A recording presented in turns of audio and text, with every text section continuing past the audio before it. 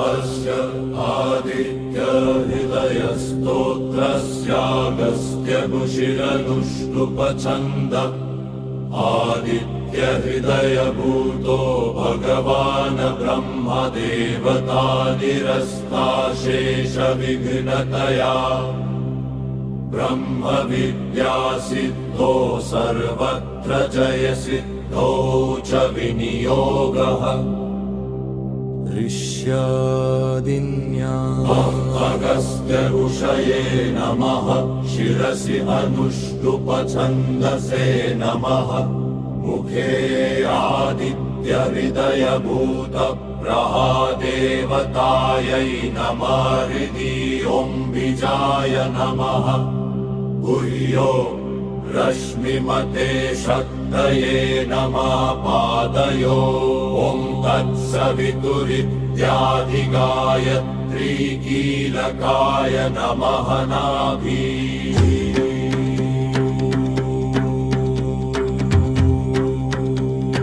करन्यास ॐ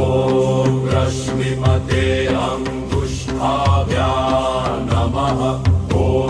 समुद्यते तर्जनीभ्यां नमः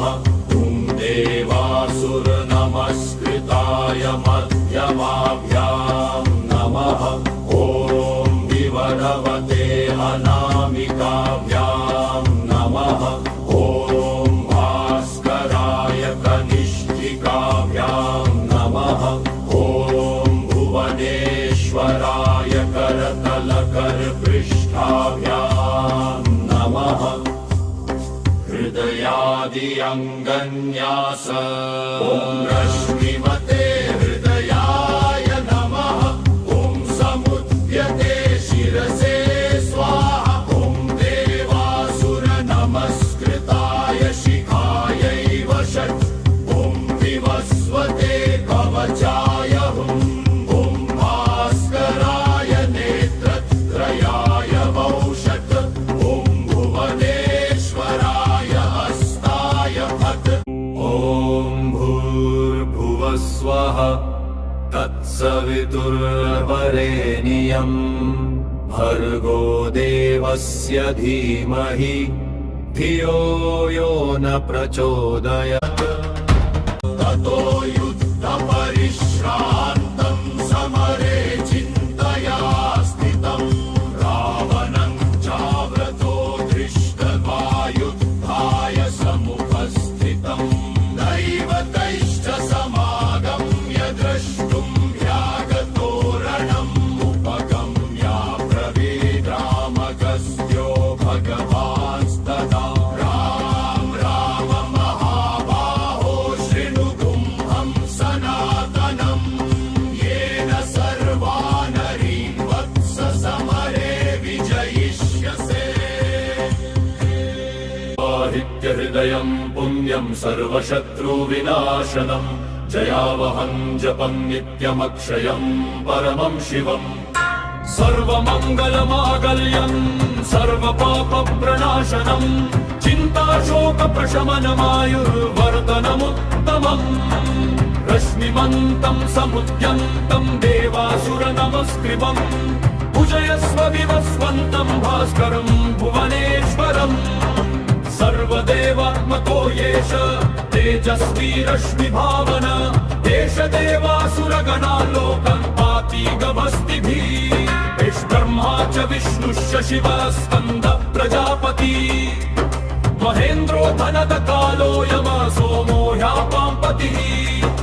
पितरो वसव साध्या अश्विनो मरुतो मनु वायुर्वहिनः प्रजा प्राण ऋतुकर्ता नभाकर आदित्य सविता सूर्य खगपूषा गभस्तिमान् सुवर्ण सदृशो भानुर्हिरण्यरेता दिवाकर हरिदश्व सहस्रार्ची सप्त सप्तिर्मरीचिमान् तिमिरोन्मथन शम्भुस्त्वष्ट मार्तण्डकोषुमान् हिरण्यगर्भ शिशिरस्तपनो हस्करो रवि अग्निगर्भोदिते पुत्रः शङ्खः शिशिरनाशन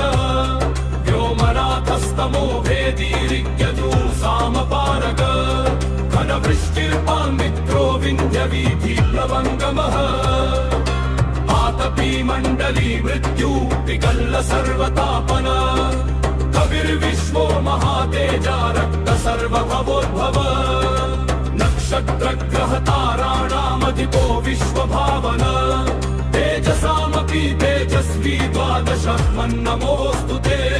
नम पूर्वाय गिर्ये पश्चिमायात्रये नमः ज्योतिर्गणानां पतये दिनाधिपतये नमः जयाय जयभद्राय हयश्वाय नमो नमः नमो नमः सहस्रांशो आदित्याय नमो नमः तमोग्राय वीराय सारंगाय नमो नमः नमः पद्म प्रबोधाय परचण्डाय नमोऽस्तु ते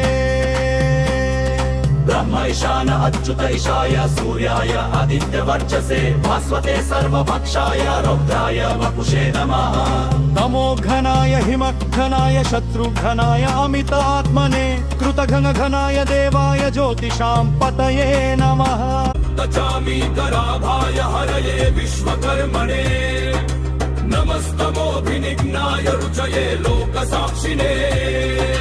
नाशयद्देश वैभूतं तमेष सृजति प्रभु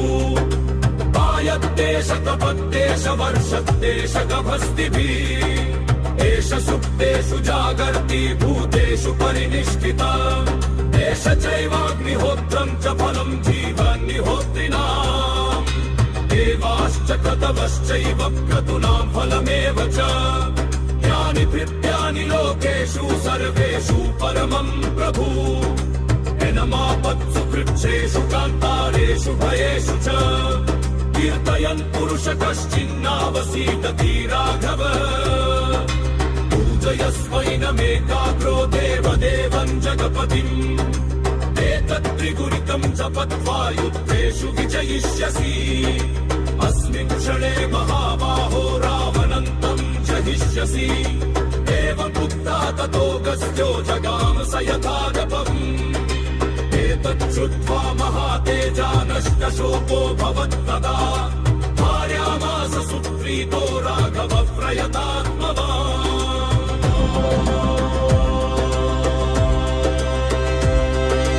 आदित्यं प्रेक्ष सप्वेदं परं हर्षमवाप्तम्